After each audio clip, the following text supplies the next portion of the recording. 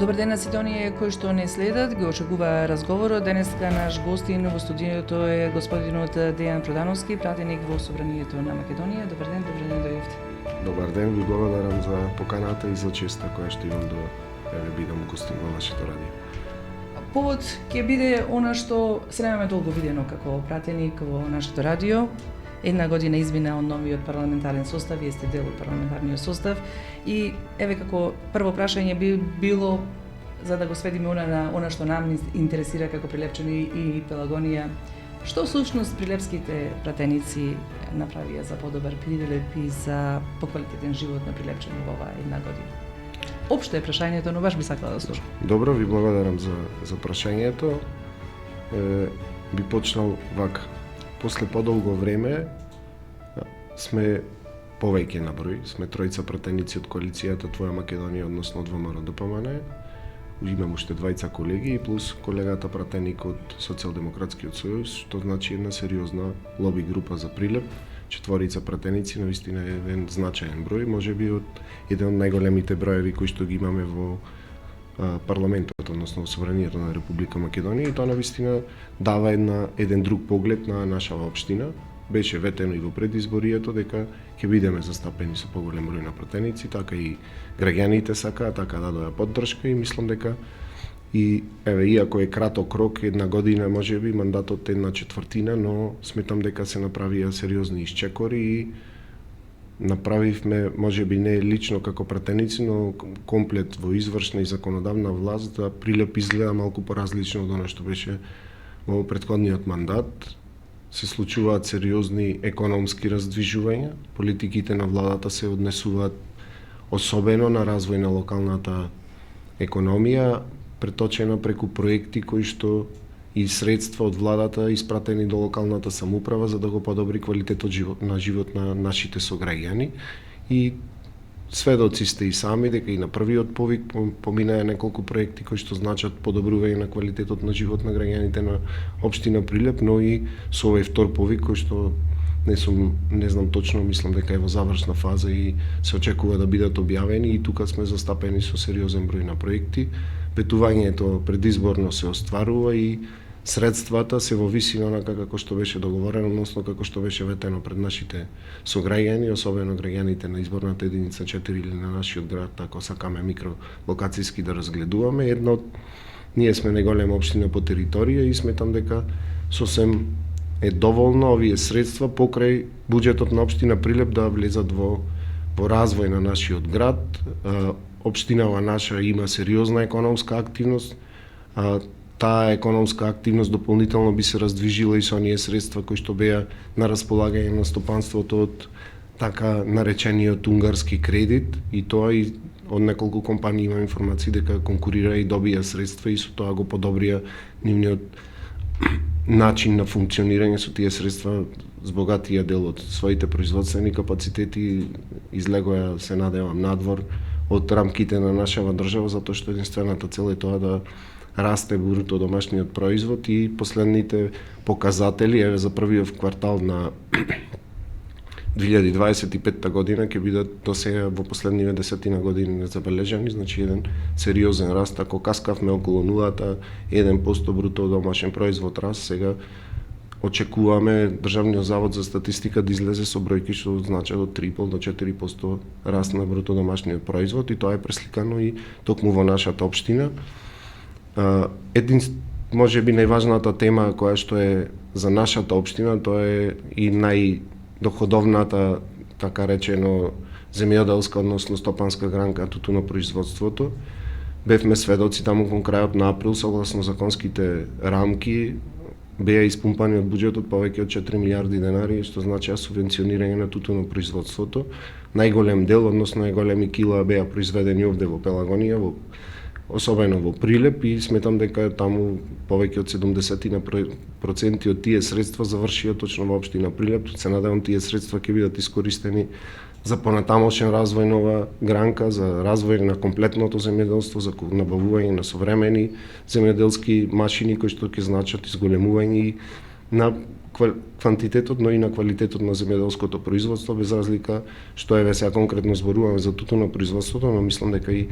во рамки на целокупната гранка земјоделие, дека ќе добиеме еден посовремен тек на нештата, дека во иднина, враќајќи ги системите во земјоделството, ќе се намали бројот на површини кои што не се обработени, а знаете дека и во светски рамки производството на храна е една од најдоходовните гранки, и еве и вакви индустријски култури кои што за волја на вистината ние сме една од двете земји во светот кои што останаат да го произведува ориенталниот тутун, кој што е сериозна мешавина, односно зачин за производството на цигари, иако не популарно, но сепак има производство на цигари, е лошо штетно по здравјето, но како економска гранка е сериозен приход и во државата, особено во нашата општина, и ред други работи кои што во позадина се случуваат, измени на законски решенија, реорганизација комплетна на државата, ако може така да се каже, нови министерства што не се случило од многу одамна, промена на законот за организација на државната управа, промена на сите закони кои што се во како посебни закони по посебните министерства, новите министерства кои што се формираат. Сметам дека резултатите допрва ќе бидат видливи. Законските измени се направени генерално на најмногу закони кои што се однесува и на формирањето на новите министерства, и има еден тек сериозен, собранието работи со полна пареја. Знаете, бевме на некој удар дека направивме една пауза, но политичките одлуки, односно консензуално беше одлучено на координатори на пратенички групи дека во тој критичен момент кога ни се случи најголемата несреќа не само во Македонија, туку и во светски рамки, дека беше добро да така малце се стагнира со работењето, иако во позадина си функционираше безпрекорно собранието, се разработуваа закони, имаше комисиски расправи, но пленарни седници немаше, и сметам од оваа перспектива дека не се направи грешки по тоа прашање, иако во јавноста беше извикано сериозно дека еве собранието си даде одмор како што беше во граѓанството, но генерално не беше така, во позадина се функционираше, си работеше собранието, но немаше пленарни седници, и еве и тоа едно, ако стои како дилема да го отвориме и тоа прашање, да бидат и прилепските граѓани преку вашиот медиум запознати дека се функционирало и во тој период и дека собранието работело, но не на пленарни седници, она што значеше јавност или гледање на собранискиот канал како се движат тие пленарни седници.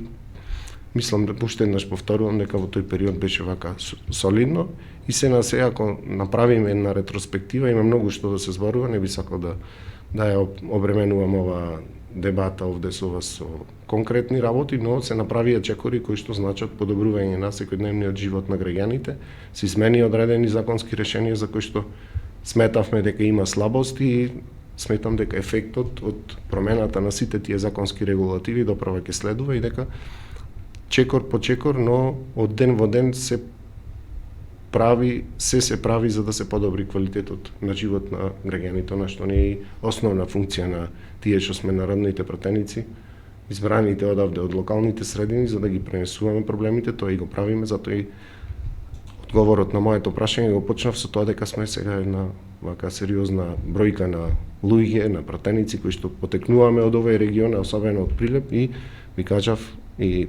сметам дека тоа е така, дека сме една сериозна лоби група и дека не сме на маргините на парламентот, туку на вистина имаме значајно место. Вклучени сме во повеќе комисии, особено оние кои што се важни за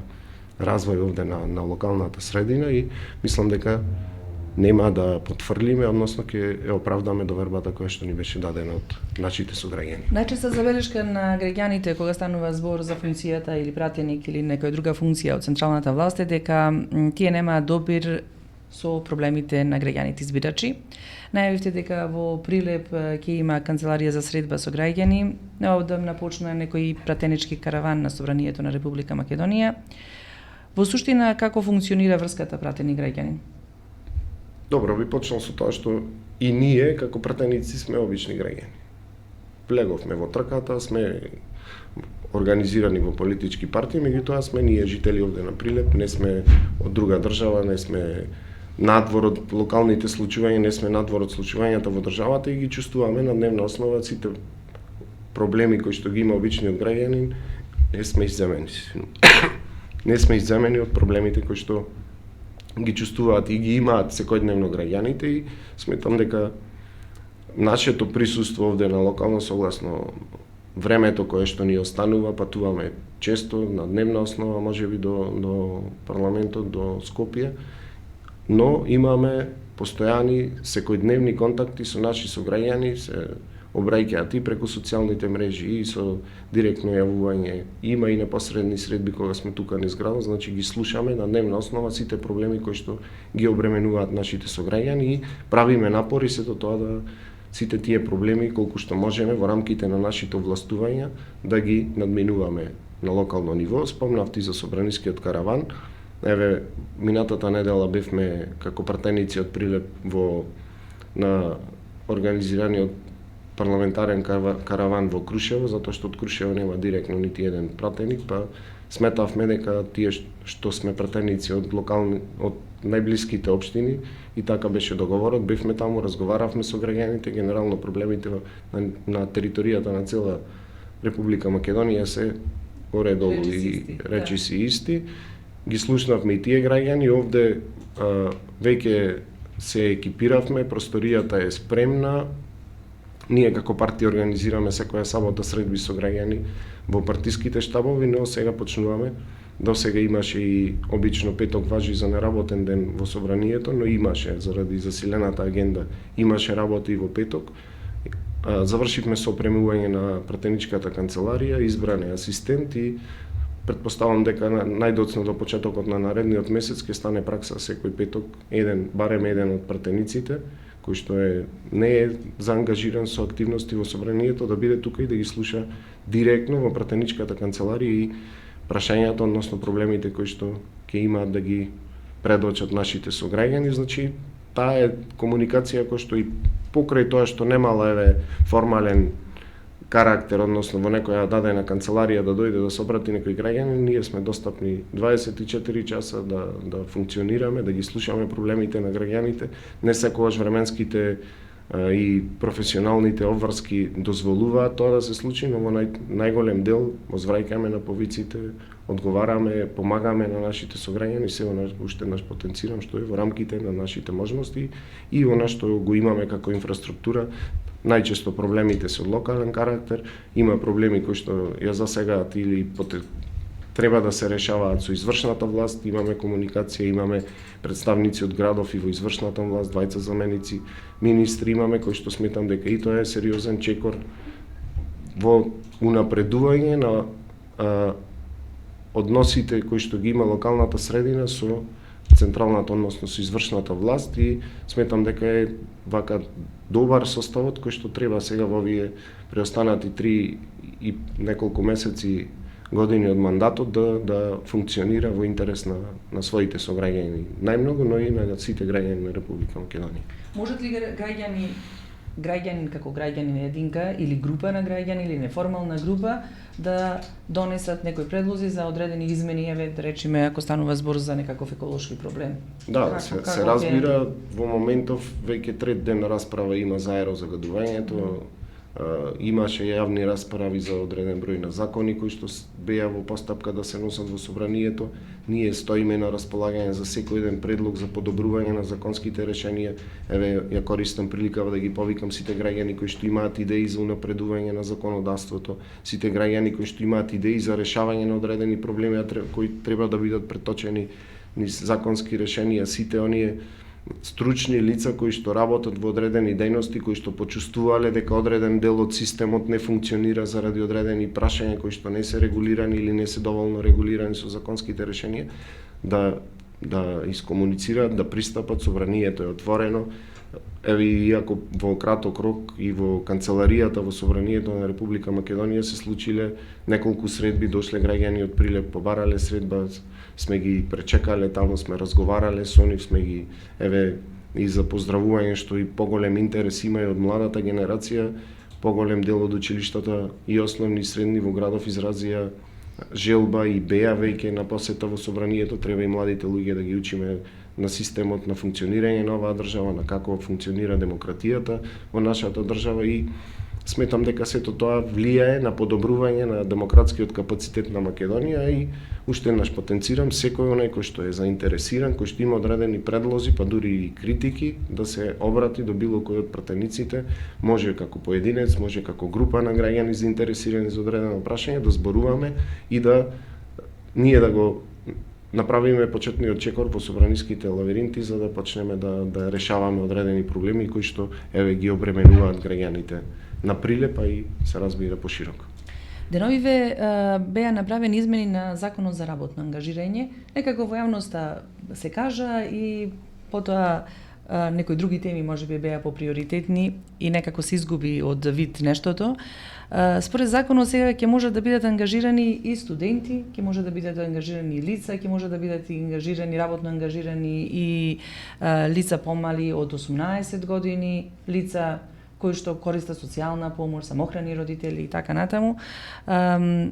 Значи ли тоа дека пензионерите ќе можат да работат и ќе можат да ја задржуваат пензијата, студентите да си ја задржуваат своите стипендии и така натаму? Прашањето ми е што тоа значи за граѓаните, што тоа значи за локалната заедница, што значи за економијата, дали на тој начин ќе го намалиме иселувањето на младите, дали ќе ги вклучиме пензионерите да бидат поактивни во заедницата, во локалната заедница, се разбира. Какво значение ќе има тој закон, зашто токму беше донесен? Сметам дека и добра ви е констатацијата дека во јавноста некако бледо помина донесувањето на овој закон, а носењето на законот беше предизвикано од тоа што еден цел опсег во економското функционирање на држава беше нерегулиран.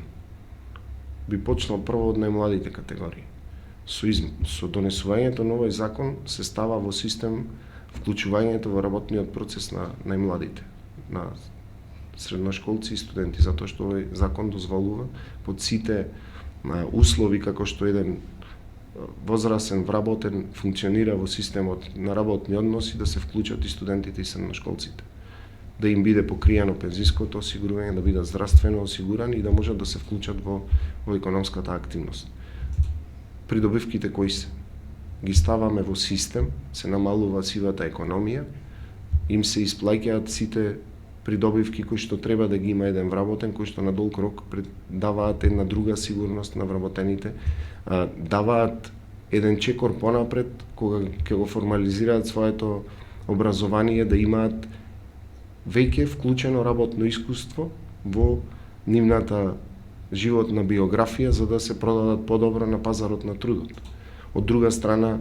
нашите сограѓани, имаме сограѓани кои што работеле со бенефициран стаж и порано им завршил работниот век од оние 64 години како е уредено со уставот и со законите за работни односи.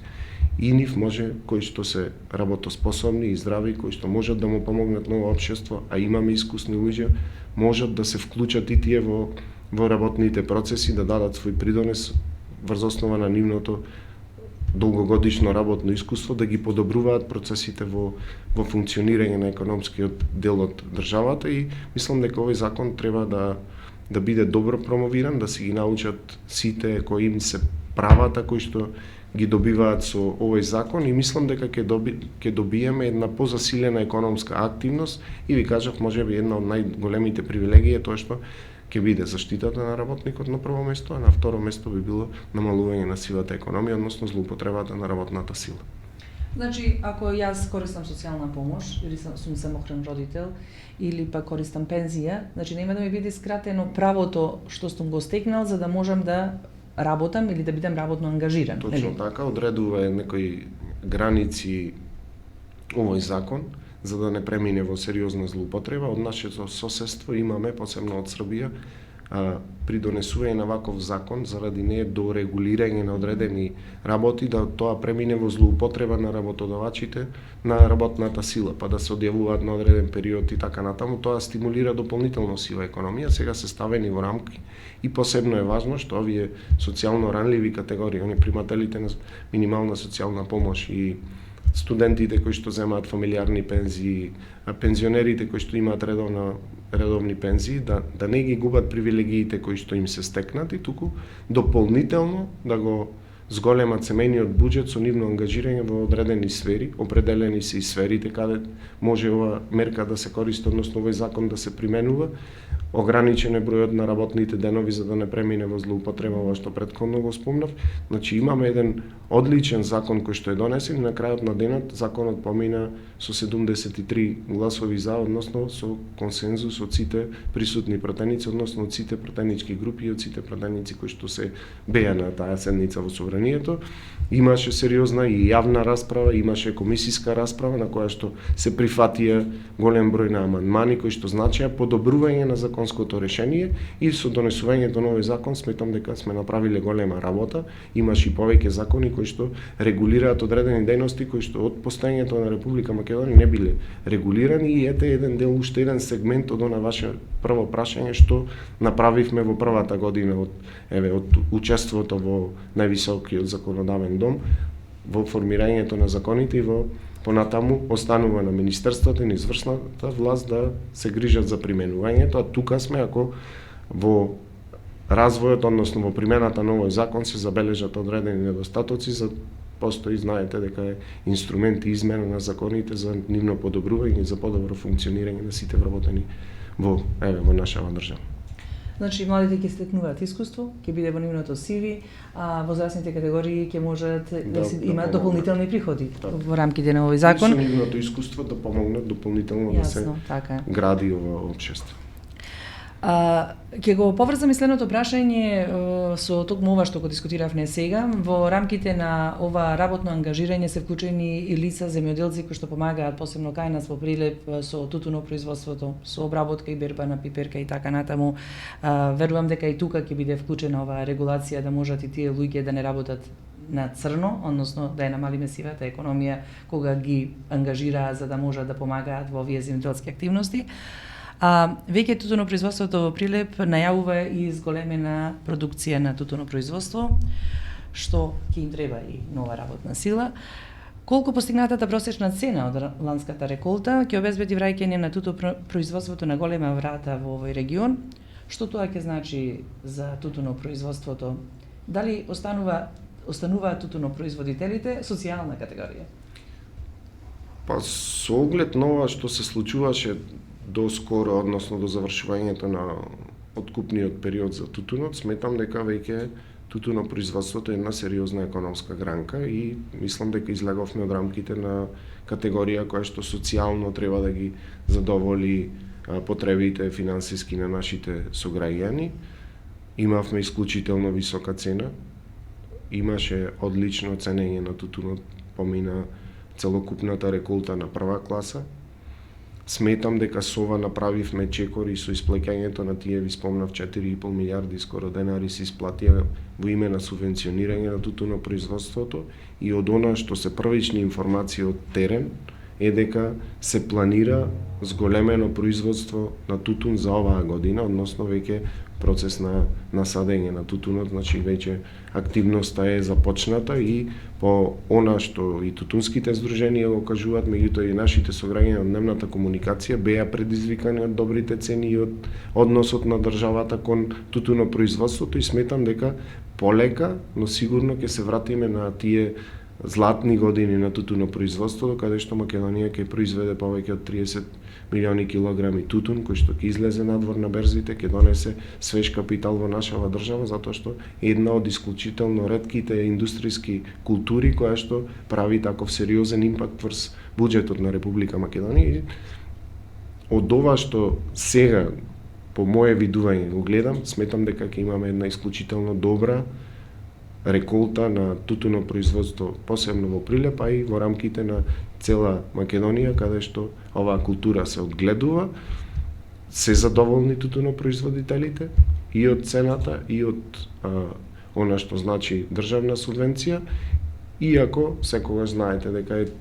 тенденција, тоа е здраво, треба да се бара денар повеќе за тутунопроизводството, но е култура која што оди на светските берзи и на крајот на денот цената се диктира согласно светските потреби, односно согласно берзите и мислам дека направивме сериозен исчекор и во цената, но и во она што значи квалитет и треба да тој квалитет да биде платен и знаеме дека има исклучителни карактеристики нашава култура од ова нашето македонско поднебие и дека таа има па и сериозна цена надвор во светот, онаму каде што е потребно, односно во оваа индустрија и за медицински, но и за ова непопуларна цел, односно за пушењето, иако сите закони кои што сме ги уредиле одат на име на заштита на жителите од пушење, но светскиот тренд се додека постои и е вака уредено, мислам дека не треба да се намалува тутуно производство, ви кажав од неколку причини. Прво, подобрување на финансиската состојба, односно кондиција на буџетите на секој едно македонско семејство кое што се занимава со тутуно производство, до крајната цел, односно до добивање на свежи пари од светот кои што завршуваат во домашната, односно во државната економија, со тоа и се зголемува и оваа стапка која што ја спомнав, односно се зголемува бруто домашниот производ.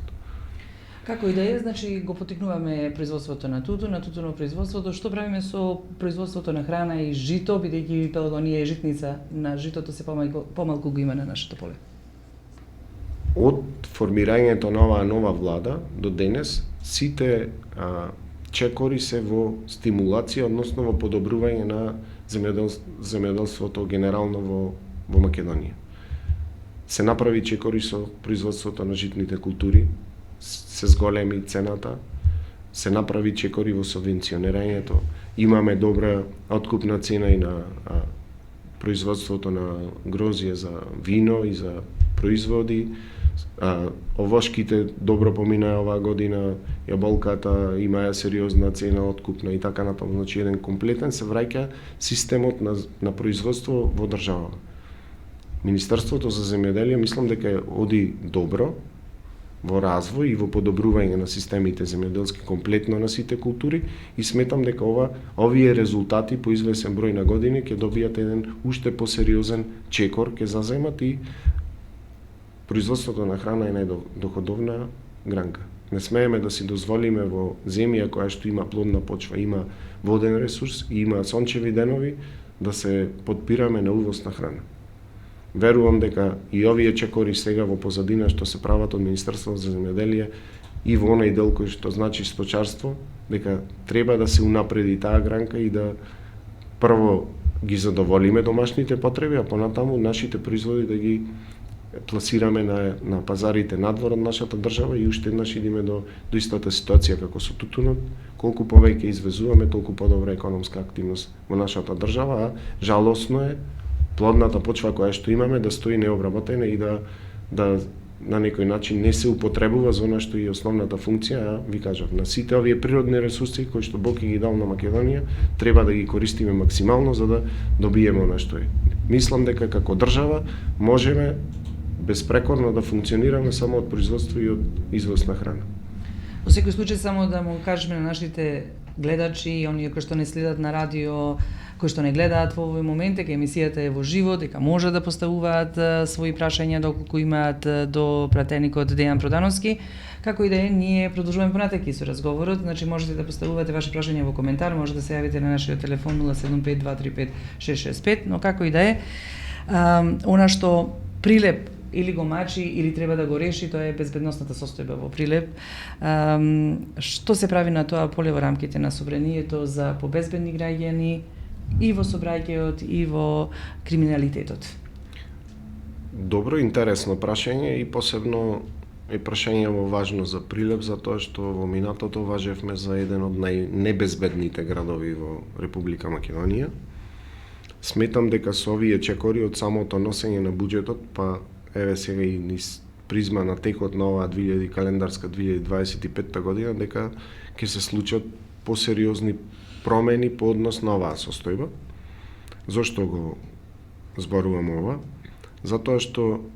владата беше свесна дека сме на ниско ниво и на техничка и на кадровска опременост на Министерството за внатрешни работи и во креирањето на буџетот за 2025 година 238% се зголеми буџетот за Министерството за внатрешни работи. Тоа е како финансиска конструкција која што треба да даде поддршка. Го зборувам ова на централно ниво, а сигурно ќе биде пресликано и на сектор за внатрешни работи, битола, односно одделение за внатрешни работи во Прилеп, затоа што при преземање на власта од оперативно-технички средства нашето одделение за внатрешни работи апсолутно немаше нити едно, може би само едно возило кое што требаше да служи и за интервенции, и за сите оперативно-технички работи кои што ги врши одделението за внатрешни работи, се поправаат работите, се од оние информации што ги имам од началникот и од командирот на полициската станица, и дека се работи сериозно на поправање на оперативно-техничките можности кои што ги има овде за градов. По извештајот кој што беше брзо разгледуван и во Советот на општина Прилеп, гледаме дека и општите бројки кои што ги разработува одделението за внатрешни работи имаат тренд на подобрување, односно на намалување и на општиот криминалитет и на јавната безбедност и мирот на граѓаните, и сметам дека за краток период веќе има чекор кон подобрување на тоа, иако важевме за град во кој што секој ден треба да го има на листата на црни хроники. Имаме уште такви ситуации, зголемувањето на степенот на криминалитет нема да се реши во една година, треба повеќе сериозна работа, треба борба за фаќање и за сукување на ракавите со криминалот, и сметам дека одиме во добра насока и дека во иднина би изгледале, особено Прилеп би изгледал како еден вистински европски град, и дека граѓаните ќе можат и спокојно да прошетаат по улица, но и спокојно да ги поминат вечерите во мир и ред онака како што предлагаат законите. Во најава е дека покрај воведувањето на така наречениот Safe City систем во Скопје, дека еден од градовите на кои што ќе му даде Министерство за внатрешни работи приоритет ќе биде и Прилеп, да се постави видеонадзор, да се зголеми големото око, ако може така да се нарече, кој што ќе внимава на безбедноста на сообраќајот. Гледате дека се прават сериозни интервенции, она што значеше по тие немили настани кои што се случија со девојче од Неготино во Скопје, дека се особено се внимава на безбедноста во патниот сообраќај, во безбедноста на пешаците, на велосипедистите, на сите учесници во сообраќајот, и сметам дека има еден добар чекор напред. Посебно мислам дека ги како општество не отрезни случајот, немилиот случај што се случи во Кочани, и мислам дека од тој ден наваму многу поразлично изгледаат работите и дека треба сите да партиципираме во подобрување. Прво да си ја поправиме, ако може така да се каже, свеста на сите учесници, прво еве во патниот сообраќај, да ја поправиме свеста на оние кои што се вклучиле во тој криминалитет по разни основи, да се намали, да се сузбие пазарот на наркотични средства кој што го има, е еден сериозен општествен проблем, и мислам дека треба како граѓани да им подадеме рака на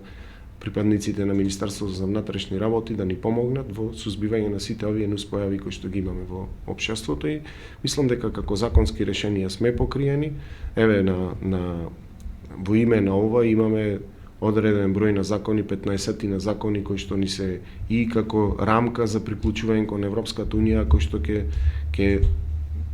се однесуваат на борба со општиот криминал во државата, и мислам дека и тие се веќе во завршна фаза, има и одредени рокови кои што треба да се испорачаат, и за сметка на тоа имаме и финансиски пакет кој што ќе заврши во нашава држава за подобрување на сите овие, ако се направат тие измени, и работи Министерството за правда сериозно. Бевме на една јавна расправа за безбедност во сообраќајот во собранието, беа дојдени експерти кои што ги пишуваат законите и не убедуваат дека нашите закони се поприлично ригорозни, но нивната примена потврдува сериозно, и треба, значи, како граѓани да работиме на примена на законите, а од друга страна, оно што ја врши контролата, односно Министерството за внатрешни работи, да ги вклучи сите сили за да тој закон се применува што е можно подобро, и гледате дека има зачестени контроли на полициски службеници по македонските патишта, и сето тоа е на некој начин прво се опомени, и после ако се сторил некој прекршок, и да се санкционира, и со тоа на некој начин да намалиме, односно да ја зголемиме безбедноста на сите учесници во сообраќајот, и да ја зголемиме безбедноста на сите граѓани во Прилеп, и во цела Македонија. Јас го анализирам и ова што ни го пренесува и од Државниот завод за ревизија, во кој што вела дека бројот на жртви во сообраќајни незгоди не е намален ни најмалку, туку се зголемува, а најчести причини за сообраќајните незгоди 2023 е брзото возење, поминување на затворен сигнал, неправилно престигнување и недавање предност на минувањето. Со овој проект кој што ќе го спроведи Министерството за внатрешни работи, би се решиле ли овие проблеми? Дел од проблемите, да. Но треба... Кога станува збор за сообраќајот, бидејќи генерално ние сите сме учесници во сообраќајот, и како пешаци, и како велосипедисти. Значи сите граѓани на некој начин или учествуваме во сообраќајот. Затоа спомнав дека прво треба да работиме на свеста, односно на превенцијата. Мислам дека треба да има засилена едукација и во основните и во средните училишта, да се едуцираат повеќе децата како е правилно да се учествува во сообраќајот. Понатаму сите возачи или учесници во сообраќајот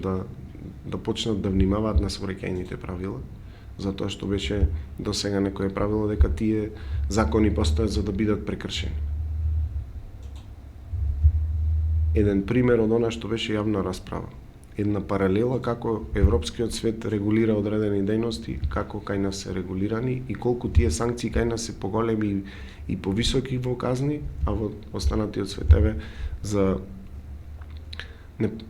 несовесно возење и управување со моторно возило во рамки на урбана средина, каде што брзините ги прекорачуваат и повеќе од 50 км/ч од пропишаната максимална дозволена брзина и со настанување на човечки жртви во нашето законодавство, односно во Законот за прекршоци е предвидена казна до 20 години затвор. За иста таква несреќа во Сојузна Република Германија највисоката казна е 7 години. Но кај нас судско-обвинителскиот систем изрекол највисоки казни пред ова од 12 години, кој што убедливо историски највисока казна за такво дело сторено во државава, изрекувале казни кои што се многу помали. Значи нашиот закон е ригорозен, но неговата примена е сведена на минимум и затоа на некој начин не можам да речам дека се охрабрени, но има возачи кои што не ги почитуваат сериозно правилата. Законот определил одредени казни, но треба да работиме на свеста како тие закони да се применуваат од секој еден учесник во сообраќајот. Знаете, ние само што ќе напуштиме границата на Република Македонија, сите ги врзуваме појасите. Да, и не зборуваме на мобилен телефон. Да. Така. Тие се најчестите прекршоци, прекршување на препорачаната, односно максимално дозволената брзина, употреба на мобилниот телефон во автомобилот и неврзување со безбедносните појаси. Се надевам дека тоа ќе се регулира. Имаме прашање, затоа сакав да ве прекинам. Повели Николче. Дарко прашува, регионалната патна мрежа е голем проблем во Пелагонија, Прилеп, Битола, Прилеп, Крушево. Колку како пратеници можете да делувате во таа насока? Имавме и ние едно прашање поврзано со патот сега кај во Гаштани, луѓето патувајќи низ населените места се соочуваат со проблем заради тоа што еден од нашите читатели или следачи и на Facebook и на нашиот портал тврдеа дека ниту камионите не му даваат предност, а луѓето се брзале да заминат во болница бидејќи станувало збор за живот. Кога сето тоа ќе се регулира така? Добро, како никогаш досега во Пелагонија се чувствува една сериозна градежна експанзија. Една делница од патот Прилеп градско е веќе пуштена во употреба и е сериозно го подобри патувањето, односно го скрати патувањето до централата, односно до останатите делови од државата. Се работи на отстранување на спорната, така ако може да се каже, карпа и мислам дека во завршна фаза и ветувањето на министерот е дека до крајот на овој месец ќе се заврши, ќе се пушти и делницата Фариш Дреново, што значи сериозно подобрување на тој дел од патот и побезбедно патување до останатите делови од државата. Сериозен интензитет има во градбата и на автопатското решение Прилеп Битола, кој што исто така дел од коридорот 10D. Значи, како никогаш досега во минатото, во нашиот регион, односно во Пелагонискиот, се работи на подобрување, ако може така да кажеме, на регионалната, но и на магистралната патна мрежа. Имаме градежни активности кои што значат санација на мостови, на двата моста во делот на патниот правец од Прилеп кон Крушево. Е проблем на граѓаните, зборувавме со локалните мештани, зборуваа и од Министерството за транспорт. по однос на ова прашање, се во тек градежни активности, тие би требало да завршат за скоро, но треба да спомнеме дека оваа изведба е почната од минатото, развлечена е.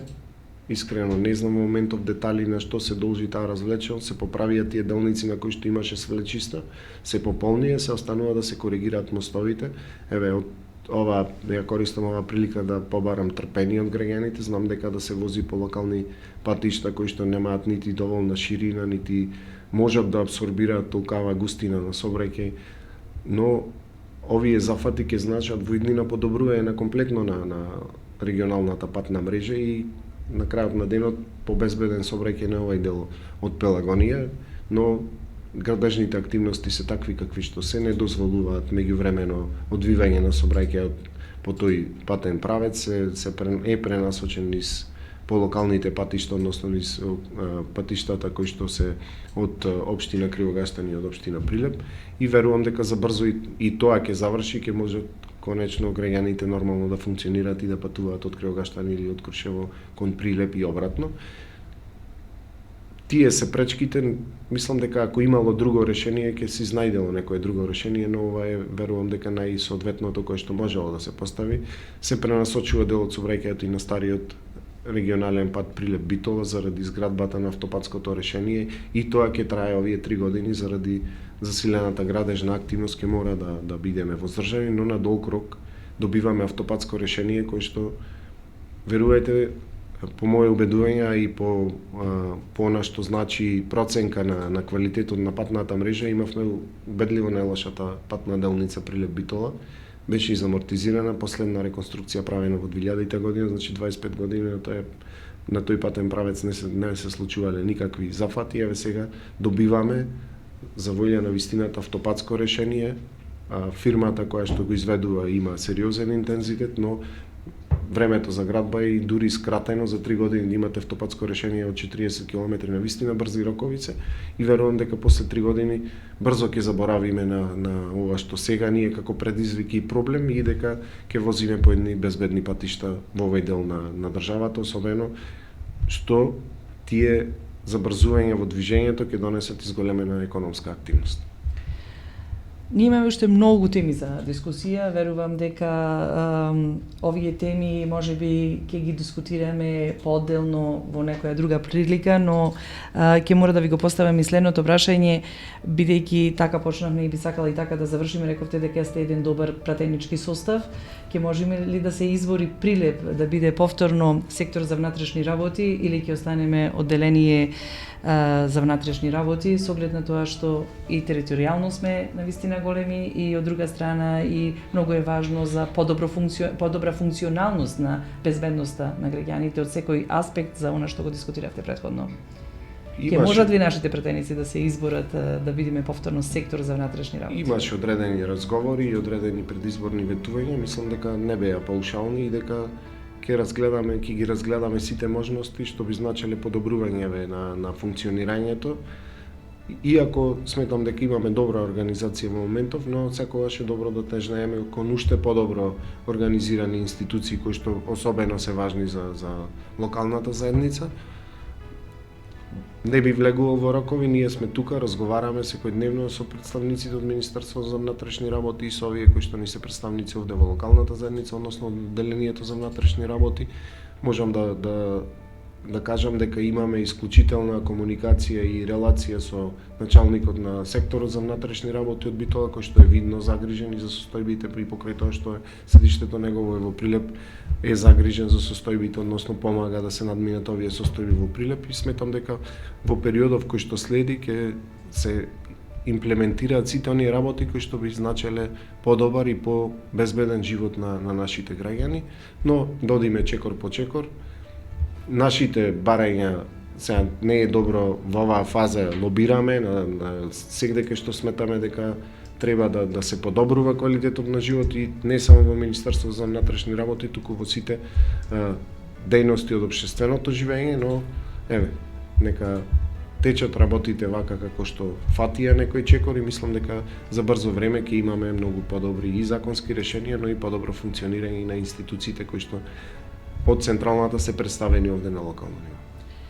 Јас ви благодарам за овој разговор. Водевме еден повеќе од половина час разговор. Му благодарам и на оние што не следеа и оние што се вклучија во нашата емисија. Тоа беше пратеникот од ВМРО ДПМН Дејан Продановски. Во следна прилика верувам дека ќе зборуваме и на поконкретни теми. Благодарам за учеството во емисијата Радио што се гледа. Ви благодарам за поканата, ви благодарам за просторот кој што го одвоивте. Темите ги има, темите стојат. На наше задоволство, на секоја ваша покана ќе бидеме тука и ќе одговориме на прашања кои што преку граѓаните стигнале до вас, до вашата редакција и заслужуваат одговори, се разбира. Благодарам уште еднаш.